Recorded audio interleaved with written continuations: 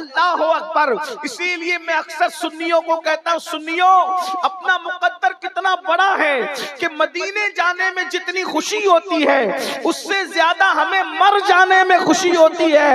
اس لیے کہ مدینے جاؤ تو گنبد نظر آتا ہے، مر جاؤ تو گنبد والا نظر آتا ہے. نعرہ تکبیر، نعرہ رسالت. آج پھولے نہ سمائیں گے کفن میں آسی، واہ واہ واہ. آج پھولے نہ سمائیں گے کفن میں آسی، قبر کی شب کس گل سے ملاقات کی رات، اور قبر میں لہرائیں گے تا حشر چشمے نور کے، قبر میں لہرائیں گے تا حشر چشمے نور کے. جلوہ فرما ہوگی جب طلعت رسول اللہ کی. میرے پیارے آقا صلی اللہ علیہ وآلہ وسلم کے پیارے دیوانوں، میری قوم کے جوانوں، عرس کی محفل ہے. میرے بعد آپ کو ہمارے بھائی حافظ و قاری محمد علی فیضی صاحب سے ان کا کلام بھی سننا ہے. مجھے شوق ہے نعت سننے کا، کیونکہ یہ میرے مسلک کی پہچان ہے، یہ میرے مذہب کی پہچان ہے، یہ میرے مسلک کا ترہ امتیاز ہے. بلکہ ہمارے دادا مرشد حضور مفتی اعظم نے تو دعا کی تھی، دمے واپسی تک تیرے گیت گاؤں، دمے واپسی تک تیرے گیت گاؤں، محمد ممجد پکارا کروں میں. لیکن بس بات میں نے اتنی گزارش کی منتظمین سے کہ مجھے تھوڑی دیر گفتگو کرنا ہے، میں جلدی سے گفتگو کر لوں. اس کی وجہ یہ ہے کہ مجھے لوگوں کو جگانے کا فن نہیں آتا، مجھے لوگوں کو ہنسانے کا فن نہیں آتا. میری گفتگو بہت ٹوٹی پھوٹی سی اور بے جوڑ جملوں پر مشتمل ہوتی ہے، اس لیے مجھے جلدی سے بلوا لو. اس کے بعد بھائی محمد علی فیضی کی نعت میں بھی سنوں گا اور میری قوم بھی میرے ساتھ سنے گی. میں بہت تھوڑے سے وقت کے لیے آپ کے پاس آیا ہوں، توجہ کیجئے گا. آج عرس کی محفل ہے، ہزاروں عاشقان رسول موجود ہیں، اور اس وقت ہمیں یہ طے کرنا ہے ہماری قوم کے جوانوں کی ذمہ داری کیا ہے، ہمارے قوم کی جوانوں کی ذمہ داری کیا ہے. اس لیے کہ یاد رکھنا، جوان بڑا قیمتی سرمایہ ہے کسی قوم کے لیے، جوان بہت اہمیتوں کا حامل ہے کسی قوم کے لیے. اس لیے کہ وہ جوان ہی ہوتے ہیں جب جوان سمر جاتے ہیں، جوان اپنے مقصد کو سمجھ جاتے ہیں. جوان جو ہے اپنے مقصد کی تکمیل پر جب آگے آنے کی کوشش کرتے ہیں تو سماج میں انقلاب آتا ہے، سماج میں تبدیلی آتی ہے، سماج اللہ اکبر عروج کی طرف جاتا ہے، ترقی کی طرف جاتا ہے، تمدن کی طرف جاتا ہے، بلندی کی طرف جاتا ہے. جس قوم کے جوان سمر جایا کرتے ہیں اس قوم میں انقلاب آتا ہے. میری قوم کے جوانوں، اپنے آپ کو پہچاننے کی کوشش کرو، اپنے مقام کو پہچاننے کی کوشش کرو، اپنی ذمہ داریوں کا احساس کرنے کی کوشش کرو. تم کون ہو؟ تمہیں پتا ہے تم کون ہو؟ اللہ اکبر. جانتے ہیں جب جوان اپنی ذمہ داری کا احساس کر لیتا ہے، میرے جملے پہ غور کرنا، علماء کی معلومات میں اضافہ تو نہیں کروں گا لیکن اس لیے ان کی توجہ چاہتا ہوں. اگر میں صحیح کہہ رہا ہوں تو یہ مجھے دعا دیں گے، میری تائید کریں گے، اور اگر غلط کہہ رہا ہوں تو میری اصلاح کریں گے. میری قوم کے جوانوں، آپ کیا سمجھتے ہو جوانی کو؟ اللہ کے رسول صادق و مصدوق مصطفیٰ جان رحمت صلی اللہ علیہ وآلہ وسلم فرماتے ہیں، جو جوان حرام کاری سے بچ کر اللہ کا فرما بردار بن جاتا ہے تو بعض فرشتے اس کے پیچھے ہو جاتے ہیں اور وہ بعض فرشتوں سے افضل ہو جاتا ہے. معصوم فرشتوں سے، بعض معصوم فرشتوں سے، فرشتے تو سبھی معصوم ہیں، ان بعض عوام فرشتوں سے اس جوان کا مرتبہ بلند ہو جاتا ہے جو جوان حرام کام کرنا چھوڑ دیتا ہے. مسلمان جوان، تو فرشتے سے بہتر بن سکتا ہے، تو فرشتے سے آگے نکل سکتا ہے. کب؟ جب تو اپنی ذمہ داری کا احساس کرے، جب تو حرام کام چھوڑ دے. اور اگر تو یہ نہیں کرتا، اگر تو حرام میں ڈوبا رہے گا، تو حرام کے اندر مبتلا رہے گا، اللہ کی نافرمانی کرتا رہے گا، تو پھر کتے تجھ سے بہتر ہوں گے اور تو کتوں سے بدتر ہو جائے گا. خنزیر تجھ سے، سور تجھ سے بہتر ہوگا. اس اعتبار سے تو سور سے بدتر ہو جائے گا، اس اعتبار سے کہ سور تو سور ہے مگر اس نے حرام کام نہیں کیے، اس نے اللہ کی نافرمانی نہیں کی، اس نے اللہ کو ناراض نہیں کیا. اب بتا مسلمان جوان، تو فرشتے سے بہتر بننا چاہتا ہے یا جانوروں سے بدتر بننا چاہتا ہے، یا کتے اور سور سے بدتر بننا بننا چاہتا ہے یا تو معصوم فرشتوں سے بہتر بننا چاہتا ہے؟ اے میری قوم کے جوانوں، اللہ اکبر، یہ کھیل کود، یہ تماشا، یہ جرائم، یہ اللہ کے خوف سے دوری، یہ دین سے بیزاری، اس میں کب تک زندگی گزارو گے؟ آؤ اپنی ذمہ داری کا احساس کرو۔ جوانی کی شان قرآن بیان کرتا ہے، والتین والزیتون وطور سینین وہذا البلد الامین۔ ترجمہ کیا ہے؟ تین کی قسم، زیتون کی قسم، طور سینا کی قسم، بلد امین مکۃ المکرمہ کی قسم۔ اور دوسرے مقام پر تفسیری ترجمہ یہ ہے، ولادت گاہ ابراہیم کی قسم، ولادت گاہ عیسیٰ کی قسم، ولادت گاہ موسیٰ کی قسم، ولادت گاہ محمد الرسول اللہ کی قسم۔ اور تیسرا تفسیری ترجمہ یہ ہے، صدیق اکبر کی قسم۔ تین سے مراد صدیق اکبر ہے، زیتون سے مراد فاروق اعظم ہے، طور سینا سے مراد عثمان غنی ہے، بلد امین سے مراد مولا علی ہے۔ اللہ اکبر، کیونکہ قرآن مقدس کی ایک ایک آیت کی 70 ہزار تفسیریں ہیں۔ اللہ اکبر، اندازہ فرمائیں اب یہ چار قسمیں اٹھائی جا رہی ہے۔ اللہ رب العزت بغیر قسم کے کوئی بات کہے تو بھی اس کی بات یقینی ہے، اس کی بات حتمی ہے، اس میں شک کی گنجائش نہیں ہے، لیکن چار قسمیں اٹھا کر کہا جا رہا ہے، لقد خلقنا الانسان فی احسن تقویم۔ ہم نے انسان کو حسن عطا کیا، اچھی شکل میں پیدا کیا، اچھی صورت میں پیدا کیا۔ مفسرین کہتے ہیں لقد خلقنا الانسان فی احسن تقویم سے مراد انسان کی جوانی ہے۔ ثم رددناہ اسفل سافلین، جب تم نے جوانی کی قدر نہیں کی تو اللہ نے تمہیں ذلیل بڑھاپے کے گڑھے میں ڈھکیل دیا۔ جوانی کیوں دی گئی؟ جوانی کی شروعات 16 سال سے ہوتی ہے اور 50 سال پر آتے آتے جوانی ختم ہو جاتی ہے۔ کیوں عطا کی گئی جوانی؟ اس لیے تاکہ ہم اللہ کا خوف کرتے ہوئے اللہ کی خشیت کے ساتھ اللہ کی عبادت کر سکیں، اپنے آپ کو گناہوں سے بچا سکیں، حرام کاموں سے بچا سکیں۔ اللہ کے رسول صلی اللہ علیہ وآلہ وسلم نے جوانی کی بھی فضیلت بیان کی ہے اور جوانوں کی بھی فضیلت بیان کی ہے۔ اسلام میں بوڑھوں کو نظر انداز نہیں کیا گیا، لیکن جوان اور جوانوں کی فضیلت کی شان سے بیان کی گئی۔ سنیے اے میری قوم کے جوانوں، راتوں کو عیاشیوں میں گزارنے والے جوانوں، موبائل پر، یوٹیوب پر، فیس بک پر اپنے وقت کو ضائع کرنے والے جوانوں، اپنی اہمیت کو سمجھو۔ میرے آقا مصطفیٰ جان رحمت صلی اللہ علیہ وآلہ وسلم ارشاد فرماتے ہیں اپنے صحابہ سے، اے میرے صحابہ، جوانوں کی عزت کرو، عزت، کیونکہ جب میں نے نبوت کا اعلان مکے میں کیا تھا تو مکے کے بڈھوں نے مجھے جھٹلایا تھا، جنہوں نے میری تصدیق کی تھی وہ یہی نوجوان لوگ تھے۔ واہ واہ واہ واہ واہ واہ۔ دین کو سب سے پہلے جس نے قبول کیا وہ جوان لوگ تھے۔ کون جوان لوگ تھے؟ سنو، اللہ اکبر، وہ 32 سال کا جوان تھا جسے دنیا عمر ابن خطاب کہتی ہے۔ حضرت خالد ابن ولید ہو، ابو ذر غفاری ہو، حضرت سیدنا مقداد ہو، حضرت سیدنا بلال ہو، یہ سب کے سب جوان تھے۔ اور پھر اللہ کے رسول علیہ الصلوۃ والتسلیم کے صحابی سعد ابن ابی وقاص فرماتے ہیں ابھی میرے چہرے پہ داڑھی کے بال بھی نہیں نکلے تھے، میں صرف 16-17 سال کا تھا کہ احد کے میدان میں حضور کے اوپر آنے والے ہر تیر کو میں اپنے سینے پر لیا کرتا تھا اور حضور مجھے تیر اٹھا کر دیتے اور میں کمان میں رکھ کر کے تیر چلاتا جاتا۔ اس وقت حضور مجھ سے کہتے فدا قومی وابی یا سعد، اے سعد تجھ پر میرے ماں باپ قربان ہو جائیں، تیر چلاتا جا، تیرا نشانہ کبھی خطا نہ کرے۔ کہتے اس وقت میری عمر صرف 16-17 سال کی تھی۔ میری قوم کے جوانوں مجھے بتاؤ، بدر کے فاتحین سب جوان تھے، احد کے فاتحین سب جوان تھے، خندق کے فاتحین سب جوان تھے، اور خیبر کا فاتح تو ایسا جوان تھا کہ اس کو کبھی بڑھاپے نے گھیرا ہی نہیں، کیونکہ مصطفیٰ جان رحمت نے فرمایا لا فتح الا علی، لا سیف الا ذوالفقار، علی کی طرح کوئی بہادر جوان نہیں ہے اور ذوالفقار کی طرح کوئی تلوار نہیں ہے۔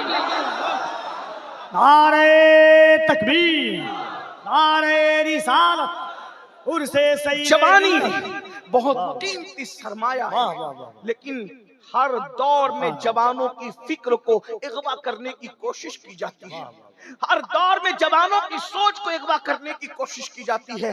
تھوڑی سنجیدگی کے ساتھ سوچئے، جو رسول، عزت والے رسول اپنی قوم کے جوانوں کے لیے کہے کہ جوانوں کی عزت کرو، کیونکہ بڈھوں نے جھٹلایا، عتبہ، شیبہ، یہ سب کھوسٹ لوگ تھے، انہوں نے جھٹلایا، ان بڈھوں نے رسول اللہ کو جھٹلایا، ابو جہل، ابو لہب، یہ سب بڈھے لوگ تھے، ان سب ظالموں نے جھٹلایا، اور حضور علیہ السلام کی بات کو جوانوں نے قبول کیا، اور وہ جوان لوگ کتنی مصیبت سے گزارے گئے۔ وہ جوان صحابہ صحابیات، حضرت عمار بن یاسر جوانی کی دہلیز پہ قدم رکھا، مارے جاتے تھے، پیٹے جاتے تھے۔ بلال حبشی نے جوانی کی دہلیز پہ قدم رکھا، گلے میں رسی ڈال کر کے کھینچے جاتے تھے، احد احد کہتے تھے، لیکن رسول اللہ کا دامن کبھی نہیں چھوڑتے تھے۔ میری قوم کے جوانوں، آج دنیا سب سے زیادہ پیچھے لگی ہے تو دنیا بھر کے مسلم جوانوں کے پیچھے لگی ہے۔ وہ جانتے ہیں پوری دنیا میں سب سے زیادہ جوان اگر کسی مذہب کے پاس ہے تو قوم مسلم کے پاس ہے، ہم سے زیادہ جوان کسی قوم کے پاس نہیں ہے۔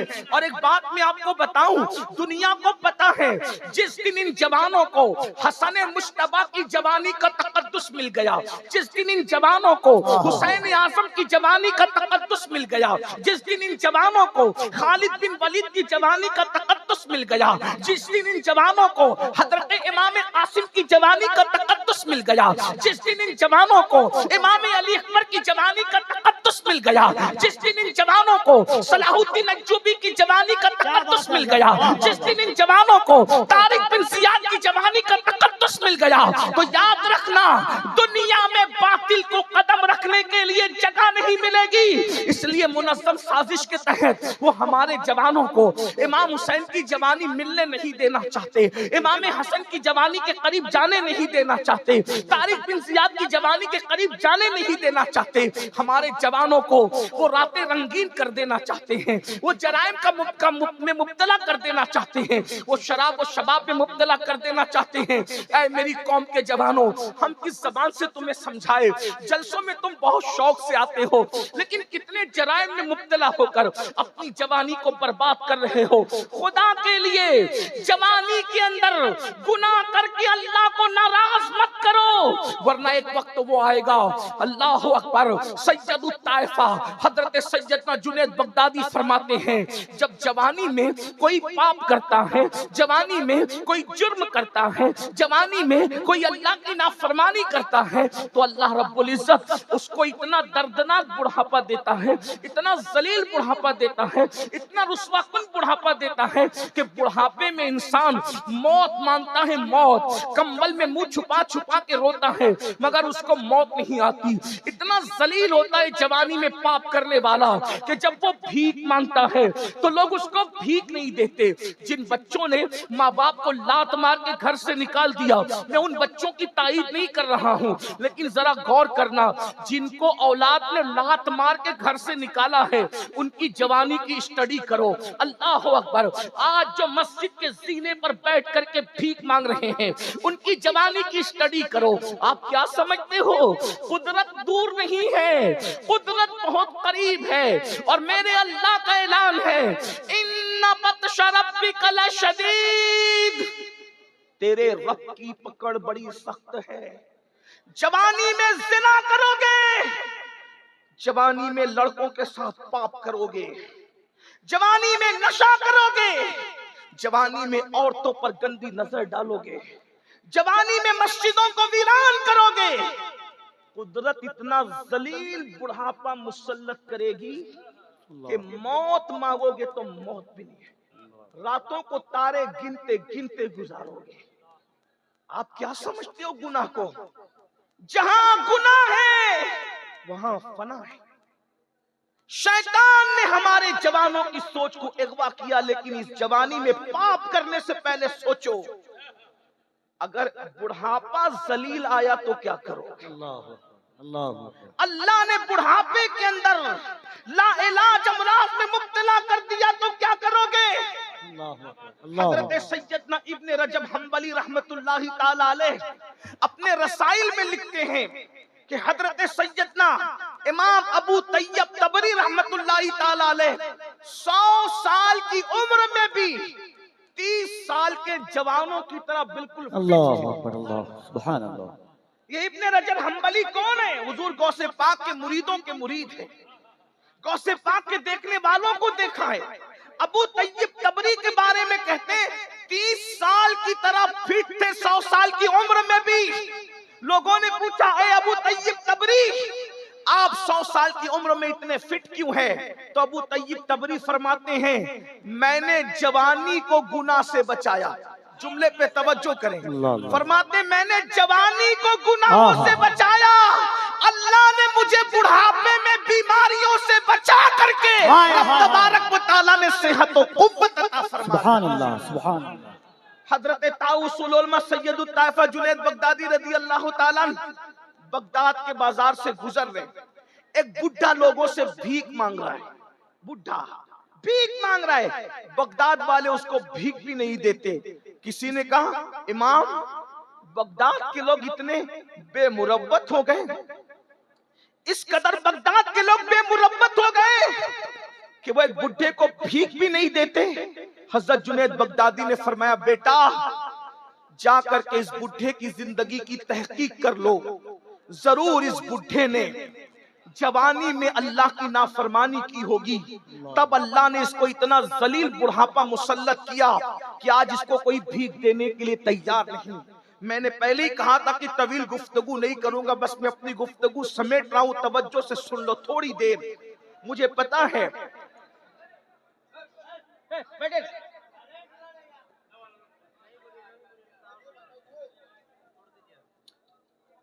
میں آپ کے شوق کو بھی جانتا ہوں، آپ کی محبتوں کو بھی جانتا ہوں۔ آپ یہ جو شور کر رہے ہیں صرف مجھے دیکھنے کے لیے کر رہے ہیں، لیکن ایک بات آپ سے کہتا ہوں، میرا چہرہ اتنا قیمتی نہیں ہے جتنا رسول اللہ کی حدیث قیمتی۔ کیا بات ہے، واہ واہ۔ مجھے اس پر بہت افسوس ہوتا ہے، ہم شخصیت پرستی میں اتنے ڈوب گئے کہ ہم حضور کی محبتوں سے کہیں کہیں دور نظر آنے لگے۔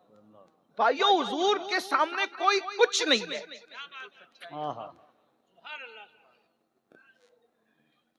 اگر آپ حضور سے زیادہ کسی سے محبت کرتے ہیں تو آپ مومن نہیں ہیں، اور اگر آپ سب سے زیادہ حضور سے محبت کرتے ہیں تو پھر آپ کو کسی کا چہرہ دیکھنے سے زیادہ حضور کے حدیث کا خیال ہونا چاہیے، حضور علیہ السلام کے فرمان کا خیال ہونا چاہیے۔ یہی تو رونا ہے ہم اہل سنت میں، ہم عشق کے دعوے دار ہیں لیکن حضور کے عشق میں ہم کمزور ہوتے جا رہے ہیں۔ ہم نے دوسری شخصیتوں کو پتہ نہیں کتنے بڑے بڑے بت بنا کر کے اب ان کی طرف توجہ کرنا شروع کر دیا، حالانکہ اللہ کی عزت کی قسم فاروق اعظم جیسی ہستی نے جب کہا کہ میں اپنی جان کے علاوہ سب سے زیادہ آپ سے پیار کرتا ہوں تو رسول اللہ نے ان کے لیے کہا تھا ابھی تو کامل مومن نہیں ہوا، بے شک بے شک بے شک، کیونکہ ابھی تو اپنی جان سے زیادہ مجھ سے پیار نہیں کرتا۔ لیکن جب تربیت کے مراحل پورے ہوئے اور فاروق اعظم پر نظر پڑی تو فاروق اعظم جب فنائیت کی منزل پر پہنچے تو کہا یا رسول اللہ اب اپنی جان سے زیادہ آپ سے پیار کرتا ہوں، تو میرے نبی نے فرمایا آج تیرا ایمان مکمل ہو گیا۔ میرے امام کہتے ہیں اللہ کی سرتاب قدم شان ہے یہ، انسان ہی انسان وہ انسان ہے یہ، قرآن تو ایمان بتاتا ہے انہیں، ایمان یہ کہتا ہے میری جان ہے یہ۔ سبحان اللہ۔ بھائیو ہم لوگ کوئی اسٹار لوگ نہیں ہیں، ہم لوگ کوئی نچنیے لوگ نہیں ہیں، کیا بات، ہم حضور کے فقیر ہیں۔ ہمیں جو عزتیں ملی ہے وہ صرف حضور کے ذکر کی وجہ سے، بے شک، اور آپ کو بھی یہی سکھانا چاہتے ہیں کہ دنیا میں احترام کے قابل ہیں جتنے لوگ، کیا بات ہے، دنیا میں احترام کے قابل ہیں جتنے لوگ، میں سب کو مانتا ہوں مگر مصطفیٰ کے بعد۔ سبحان اللہ، واہ واہ۔ تھوڑی دیر اپنے نبی کا فرمان سن لو، ہمارے یہ چہرے اتنے قیمتی نہیں ہیں، اگر اللہ رحم کرے تو رحم کرے، اور اللہ نہ کرے اگر اس کا رحم نہ ہو تو اسی چہرے کو قبر کے کیڑوں نے کھانا ہے۔ ہماری اوقات کیا، ہماری حیثیت کیا ہے؟ تھوڑی دیر اطمینان سے سنو. میں بیٹھنے کے لیے نہیں کہہ رہا ہوں کیونکہ میں نے پہلی کا بیٹھنے کو جگہ نہیں ہے, لیکن تھوڑی دیر سنو, بہت اچھے سے سن رہے ہو. اللہ سلامت رکھے میر پور والوں, اللہ تعالیٰ آپ سب کو سلامت رکھے. کیا عرض کر رہا تھا کہ جوانی کو اگر غلط استعمال کرو گے تو بڑھاپا اتنا دردناک مسلط کرے گا. اللہ میں نہیں کہہ رہا ہوں, صوفیہ کہہ رہے ہیں, بزرگان دین کہہ رہے ہیں, تارے گنتے لوگ, اور جو جوانی میں پاپ نہیں کرتے اللہ کی عبادت کرتے ہیں ان کا بڑھاپا بہت خوبصورت گزرتا ہے. میں 2-3 گناہ کا ذکر کر کے نتیجہ پیش کر کے بات پوری کر رہا ہوں. آج سب سے بڑا گناہ جو ہمارے سماج میں ہو رہا ہے, سب سے بڑا گناہ جو اللہ کے نزدیک ہے, وہ ہے بے نمازی پڑھنا. ہم نماز نہیں پڑھتے. نماز نہ پڑھنا کیا ہے؟ زنا سے بھی بڑا گناہ ہے نماز کو چھوڑنا. قتل سے بھی بڑا گناہ ہے نماز کو چھوڑنا. لیکن ہمارے کانوں پہ جو نہیں رہی. ہم کسی کو قتل کرنے سے ڈرتے ہیں, ڈرنا بھی چاہیے, لیکن ہم نماز چھوڑنے سے نہیں ڈرتے. ڈرنے سے نماز چھوٹ رہی ہے. بلکہ میں تو یہ رونا روتا ہوں اکثر ہر جگہ. میں تو یہی کہتا ہوں کہ کاش کہ ہم سب مل کر ہماری قوم کی نماز پر ہی محنت کریں, کیونکہ جس دن میری قوم نمازی بنے گی اس دن یہ سارے جرائم اور گناہ برائیاں اور اصلاح معاشرہ کے جلسے کی جو وہ ضرورت ہی ختم ہو جائے گی. کیوں؟ کیونکہ نماز سے بڑھ کر معاشرے کی اصلاح کے لیے کوئی نسخہ ہمارے پاس نہیں ہے. کسی مقرر کی تقریر میں اتنی تاثیر نہیں ہے جتنی تاثیر نماز میں ہے, کیونکہ میرے اللہ نے فرمایا ان الصلاۃ تنہی عن الفحشاء والمنکر, کہ بے شک نماز ہر برائی سے اور ہر بے حیائی سے روک لیتی ہے. ایک جوان کے بارے میں صحابہ نے شکایت کی, یا رسول اللہ یہ جوان گناہ کرتا ہے. تو میرے سچے صادق و مصدوق نبی نے پوچھا, کیا یہ جوان جس کے گناہ کی شکایت کر رہے ہو وہ نماز بھی پڑھتا ہے؟ تو صحابہ کرام نے عرض کیا, یا رسول اللہ ہاں وہ نماز بھی پڑھتا ہے. تو آقا نے ارشاد فرمایا, اگر یہ نماز پڑھتا ہے تو ایک دن اس کی نماز اس کو برائی سے روک لے گی. چند ہی دن گزرے تھے کہ اس نے نماز کی برکت سے اس کے گناہ چھوٹ گئے. میرے آقا صلی اللہ علیہ وآلہ وسلم کے دیوانوں, تو میں عرض یہ کر رہا تھا جلدی 2-3 ہی گناہ پڑھنا ہے مجھے, لیکن دل کے کانوں سے سن لو, اپنی آخرت سنوار لو, ورنہ بڑھاپا بڑا دردناک ہوگا.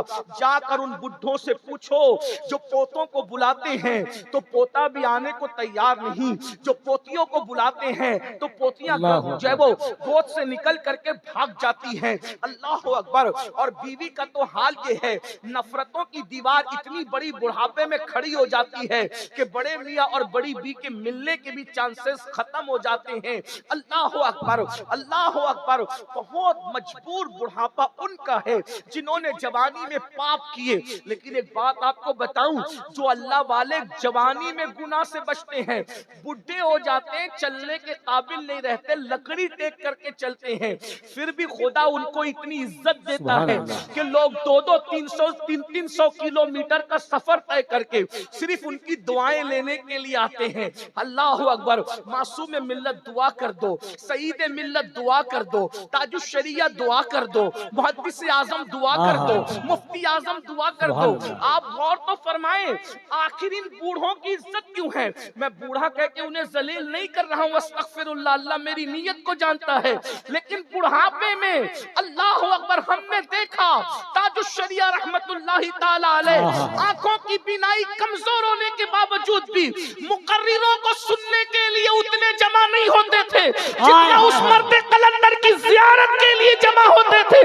پتا چلا تقوی والے کا بڑھاپا جوانے والوں کی جوانی کی بارات سے بھی زیادہ قیمتی ہوا کرتا ہے. نعرہ تکبیر, کوئی رسول اللہ کا وفادار تو بن کے دیکھے, کوئی متقی تو بن کے دیکھے, کوئی پرہیزگار تو بن کے دیکھے, اللہ تمہیں بھی وہ عزت عطا فرمائے گا. لیکن آج سب سے پہلی بات ترک صلاۃ, اس کی کوئی اہمیت. میں نے تو دیکھا کہ بعض لوگ نماز کا مذاق اڑاتے ہیں. اللہ کے سچے رسول صادق و مصدوق صلی اللہ علیہ وآلہ وسلم فرماتے ہیں अला ला दीना ला सलात और कमा क़ाल अलैहिस्सलातु व तस्लीम, उसका दीन नहीं है जिसकी नमाज नहीं है।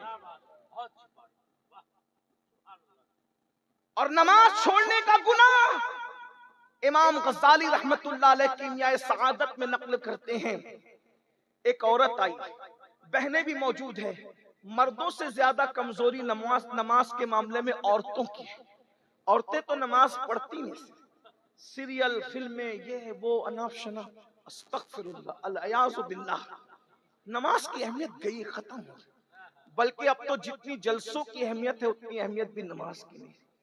आप बुरा नहीं माने तो इतना जरूर कहूंगा, आते हैं तो इशा पढ़े बगैर आते हैं, जाते तो फजर से पहले ही सो जाते हैं। मेरे भाई, करबला वालों की मुखालफत कर रहे हो तुम लोग। यजीद नामे यजीद के साथ यजीदियत कर रहा था। अगर जान बख्शी कर दे तो मैं ये जुमला जरूर कहूंगा, मीरपुर वालों अगर आइंदा न बुलाना तो शौक से न बुलाना, लेकिन ये जरूर कहूंगा, वो यजीद कहलाकर यजीदियत को जिंदा कर रहा था और तुम हुसैनी कहला करके यजीदियत को जिंदा कर रहे हो। हुसैनियत के लिबादे में बेनमाजियों, तुमसे बड़ा यजीदी किरदार को जिंदा करने वाला कौन है? मैं तुम्हें यजीदी नहीं कह रहा हूं, ना कभी कह सकता हूं, कभी ये जुर्रत नहीं है, लेकिन किरदार यजीद को जिंदा कर रहे हो, क्योंकि यजीद और क्या चीज का नाम।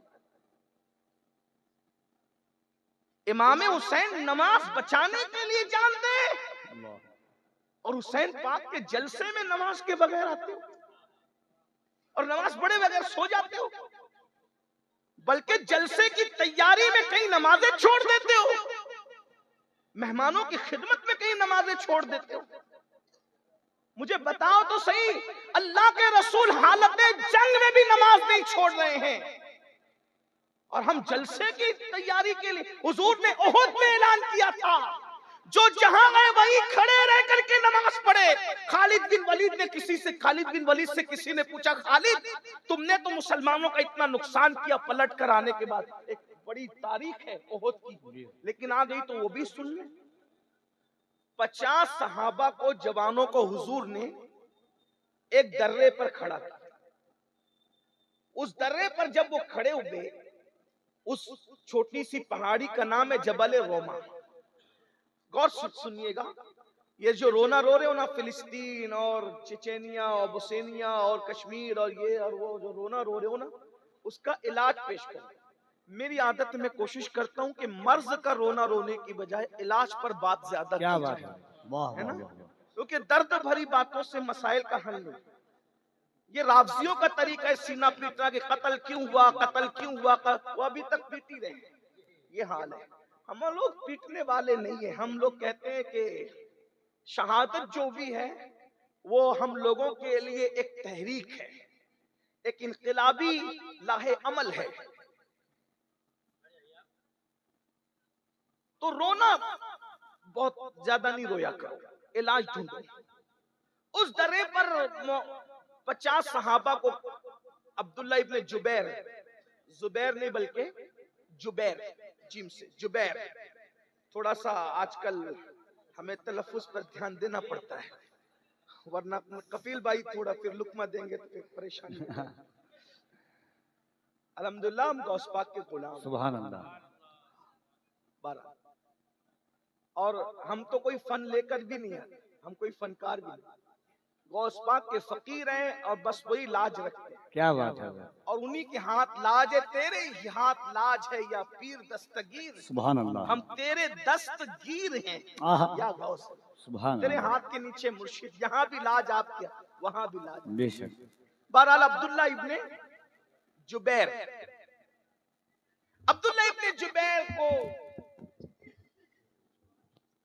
50 सहाबा दे करके कहा कि अगर हुजूर के फरमान सुन, अगर हम कट रहे हो तो भी तुमने नीचे नहीं आना, और अगर हम जंग जीत चुके हो तो भी तुम नीचे नहीं आना। वो खड़े हो गए और उहुद में सहाबा ने वो जवामर्दी दिखाई कि चंद मिनट के अंदर वो नामर्दों को भागते बनी। जो आए थे مصطفیٰ جان رحمت کو ختم کرنے کے لیے، جنہوں نے اسلام کیا ان کے لیے یہ جملہ نہیں ہے، جو مر گئے ان کے لیے۔ وہ ایسی نامردی دکھائی کہ بھاگے وہ، اور جب بھاگے تو جو 50 صحابہ تھے انہوں نے اکثر نے اجتہاد کیا۔ کیا اجتہاد یہ کیا کہ جنگ ختم ہو گئی، چلو نیچے۔ ابن جبیر نے کہا نہیں، حضور نے منع کیا۔ اللہ اللہ اللہ۔ آقا نے جب تک ہمیں نہیں بلایا تب تک ہم نے نہیں جانا، کہا حضور نے حالت جنگ میں منع کیا تھا نیچے اترنے کو، جب جنگ ختم ہی ہو گئی ہے تو پھر رکنے کا مطلب کیا ہے؟ بہت روکا ابن جبیر، نہیں رکے۔